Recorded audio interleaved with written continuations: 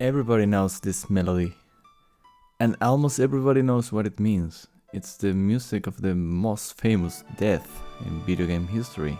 The moment a generation learned that a game could break your heart. Except here's the thing, when Nobuo Uematsu wrote this piece, he had no idea Aerith was going to die. He wasn't writing a death theme, he wasn't trying to make you cry, and in his own words, he said that if he had known what the scene would do to people, he might have written something completely different, something designed to make you cry. He didn't, and somehow, the thing he wrote instead became the saddest song in gaming anyway. So today I want to figure out how, not the story, the notes, what's actually inside this piece that let it carry that much weight, even though the man who wrote it was aiming at something else entirely.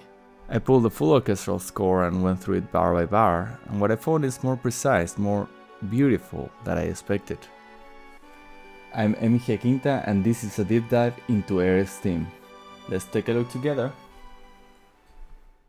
Before we touch a single chord, you need to know what Uematsu was actually handed, because it reframes everything. We have confirmed account of this from a 2014 Q&A between Uematsu and Final Fantasy VII director Yoshinori Kitase, printed in a Game Symphony Japan concert pamphlet. Kitase asked him directly, when you wrote Aerith Theme, did you know about the tragedy that was coming? And Uematsu says no, he wrote it for a completely different scene, a flashback at a train station where a woman waits for a man who never comes. The brief he was working from was built around one image. She waited. Every single day, she waited and waited. That's it. That's the emotional seed of the most famous death theme in gaming. Not death. Waiting. Longing for something that doesn't arrive. And here's why that matters for us as composers. Waiting for someone who never comes is not a niche emotion, it's the shape of almost every loss. The empty chair, the unfinished conversation, the thing you would have done differently if you had known. Uematsu wrote something hyper-specific, and because the specific emotion was so true, it turned out to fit grief itself. Keep that idea in your head, unfinished, unresolved, waiting. Because in a few minutes I'm going to show you how it's literally encoded in the harmony and how it's still hanging in the air on the final note. Look at how little is here. The whole orchestra is sitting silent, it's just piano. A single line, a handful of notes. Remember, he's not scoring a protagonist, he's scoring a woman waiting at the train station. And he reaches for almost nothing. Minimal instrumentation. A piano is intimate. It can carry a strength, but it can also hold loneliness. And here we hear both at once, a spark of purity and the quiet of waiting for someone you love. The opening gesture is just 3 notes climbing up to home, F sharp, A and D. Remember we are on key of D here. Now, then it falls back down, C, A and E. Or an A minor chord.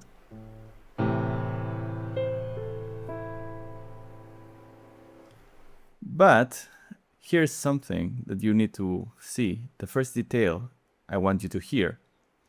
The chord underneath of the melody of that start is not a plain D major like I just played.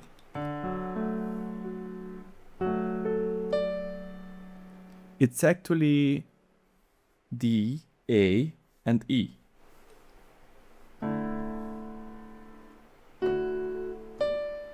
If it would be just a D major, it would sound resolved, settled, fine. Instead, Uematsu voices it as the A and E, provided this open sound, this unresolved sound. The E is the added ninth. It's the whole personality of the opening. A plain triad says, I'm home. This says, I'm home, but something's open, something's unfinished. It's the difference between closed door and a door left ajar. One added note and the entire emotional temperature changes. Then the melody goes down, C, A, and E, over an A minor. And here is something that you need to take a look at it. That's a C natural. In D major, the C should be sharp here.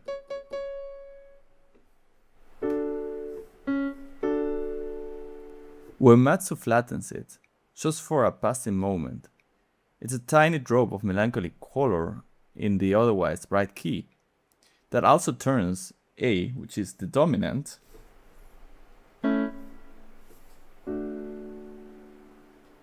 into a minor version of the chord,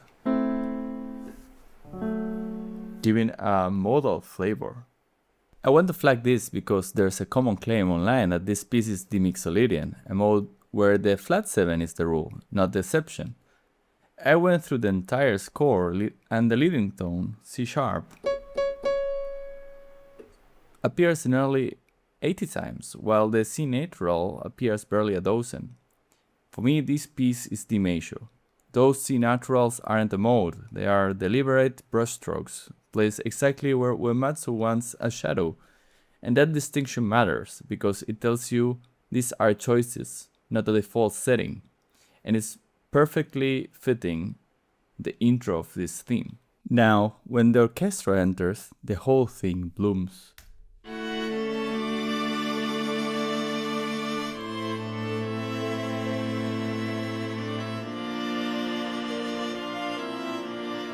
The piano hands the melody to a solo flute, and underneath it, the strings provide a richer harmony while mimicking the melody.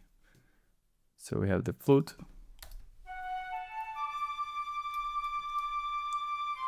and the strings.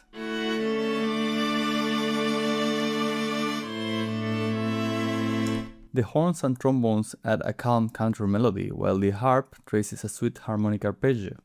Let's hear the horns and trombones.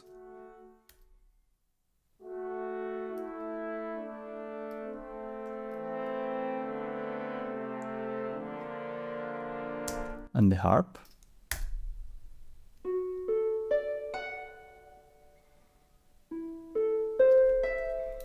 Now look at what's scoring this. We have 2 trombones and 2 horns, like interesting proportion there, and also 4 violas, no violins at all. That's an unusual combination for a live orchestra. It's slightly bottom heavy and a little darker than you would normally write. And I think the reason is exactly what we said at the start. This wasn't conceived for a concert hall, right? Uematsu was at the synthesizer picking the voices that felt right for this moment, not the ones that follow orchestration convention. Otherwise, I mean, if you split the violas into a division of 3 or 4, it would sound very thin. And what felt right in that moment for Uematsu was something warmer, slightly heavier, a little withdrawn from the brightness you would normally reach for. Now, let's follow what happens harmonically through this opening phrase, because it tells the whole story. Back in the piano intro, we already heard a hint of it, the A minor color slipping in under the melody. Now, the dominant was flattened to minor. Here, as the orchestra enters, the idea doesn't disappear, it expands. The phrase opens on D, home, warm, but then moves to A minor. So we have D, moving to A minor. And the simple we heard in the intro now with the full string body underneath it sounds like even stronger. A major dominant pulls you forward. It has drive, it has hope, but here the A minor pulls you back. It sighs. The piano whispered it. The orchestra now breathes openly. Let's hear to that.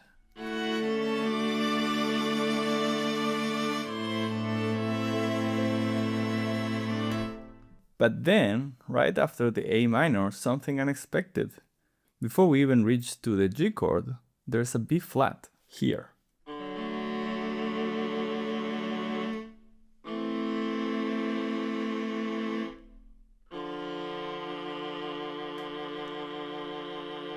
In the key of D major, B flat has no useness being there. It's completely outside the scale, but that's exactly what makes it so striking. It's a chord borrow from nowhere obvious, a sudden shift of light, like cloud passing over. In Roman numerals terms, we call it the flat 6. The flat 6, and it's one of those moves that's hard to explain theoretically but impossible to miss here. emotionally. It just aches. So I will play it.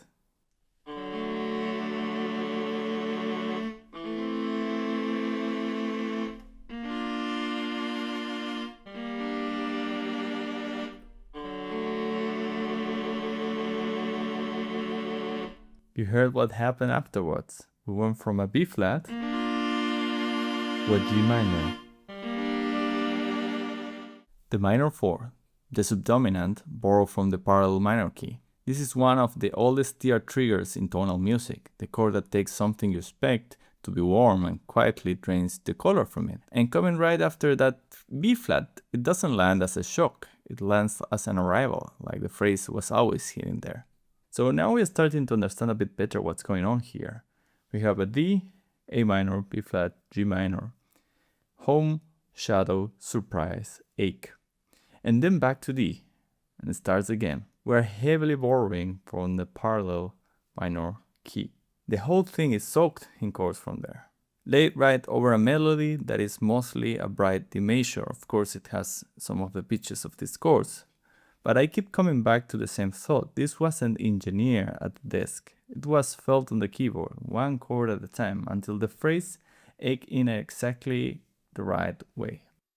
Hold on to that contrast, because it pays off later. The tender opening leans on all this borrowed darkness, but when we reach the climax, the dominant snaps back to the major. And that single flip carries the whole emotional arc of this piece. Now, watch the shape of the whole piece, because it's an arc, and the architecture is doing emotional work here. After that opening bloom, in which we had the piano moving into kind of the full orchestra of this piece, which is the flute, horn, trombone, harp, violas, and cellos, the brass steps back. But more than that, the violas, which were playing 4 voices during the bloom, quietly thin to 2. I'm talking about starting here on measure 11. You can see that it flattens out. And what's left holding the melody? Well, the woodwinds. The oboe takes the melody, which is later accompanied by the clarinet and the bassoon. A completely different emotional palette, lighter, more transparent, more intimate. Let's hear how it sounds.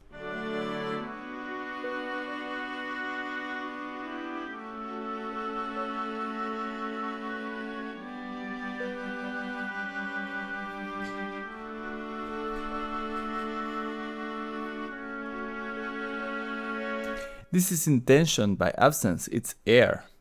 The piece opens a window. After the weight of what that borrowed minor opening phrase, the middle section breathes. The woodwinds carry a fragility the full strings and brass can't. And it's a different side of the same longing. Listen to what the oboe does in this space. Starting at measure 10, it introduces a small motif, just 3 notes stepping up the scale. D, E, F sharp. And then again. And then again.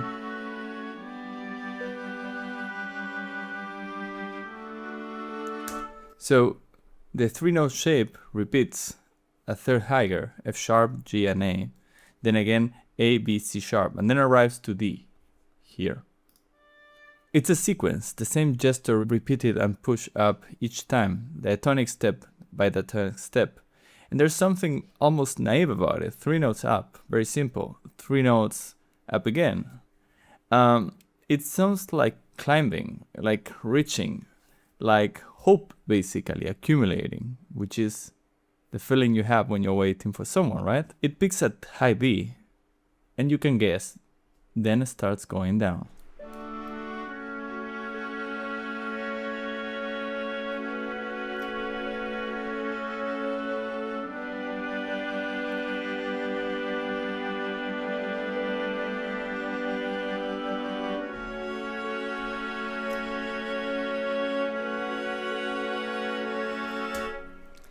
So it goes down, but not quickly, slowly. Long held notes, a C sharp stretch across 2 bars.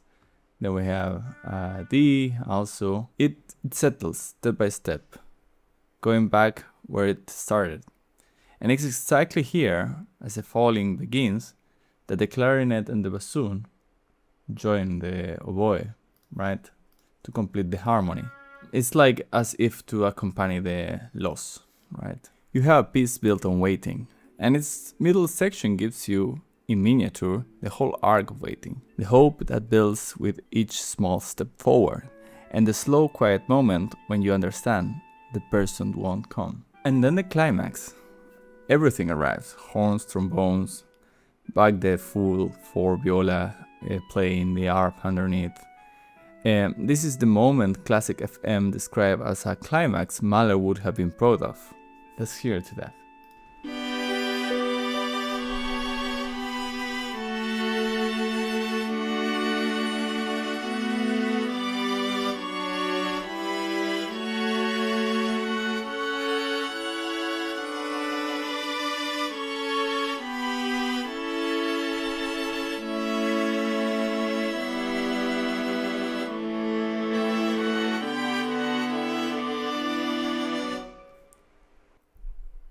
They were not wrong, right?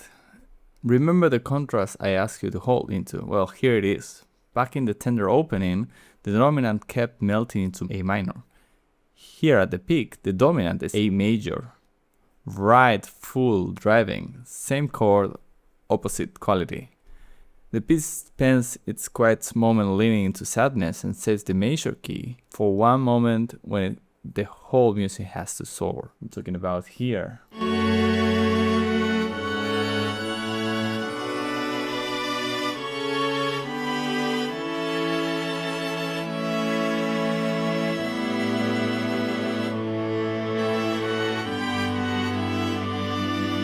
So listen to the cello, specifically in this section, the upward motion, which is also doubled by tuba and trombone.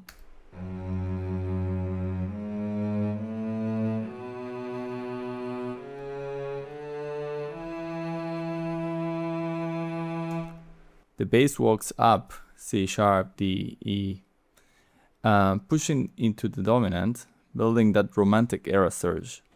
This is the section that got this piece into the classical FM Hall of Fame, and not as a novelty. In 2013, it finished number 3 in a poll of 90,000 classical listeners, above almost the entire classical canon. Third in the whole history of Western classical music, as voted by the public. But here's the part that gets me. After all that, after the full orchestra climax, after the Mahlerian surge, the piece doesn't end in triumph. It starts taking the orchestra away again. Let's hear that.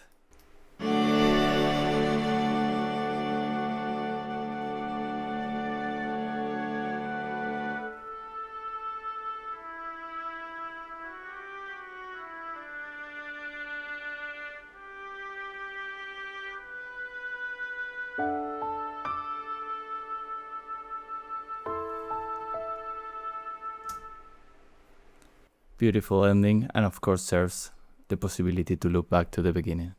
So this is the answer to the question I opened with. How does a piece that wasn't written to make you cry becomes the saddest song in gaming? Because Uematsu didn't write sadness, he wrote The Shape of Waiting, and he built it so precisely into the structure that the music has been waiting ever since. There are 2 more things I have to show you, because they turn this from a great piece into a 30-year story. First, the fingerprint.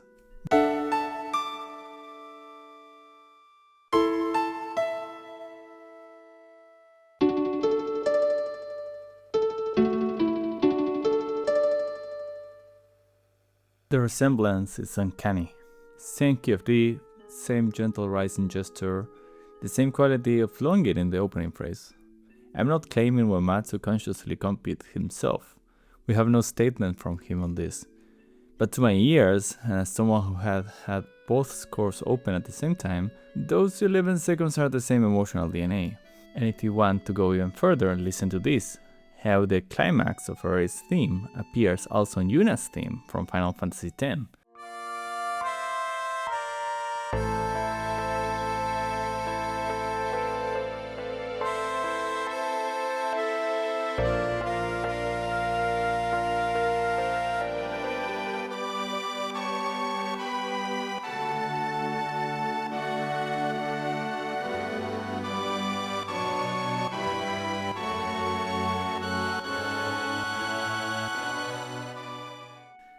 It's a different moment, different character, different game, but the same gesture, just different place in the piece, of course, right?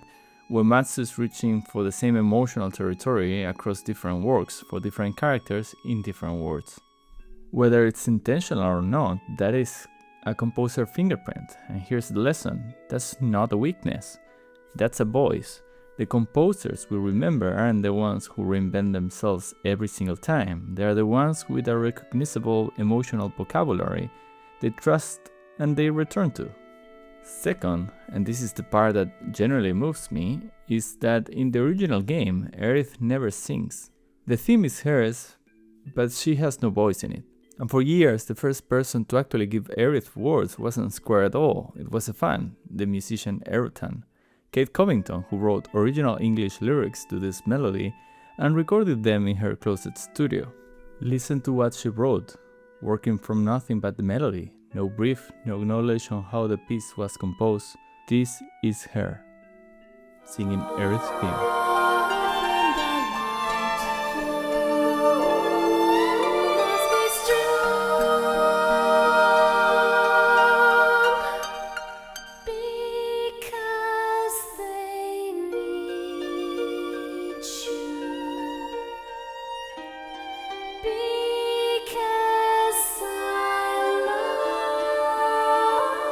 And that's the voice of Aerith speaking to Cloud, about living willingly, about her love continuing past her own death, about telling him to be strong because they need him, and letting him go.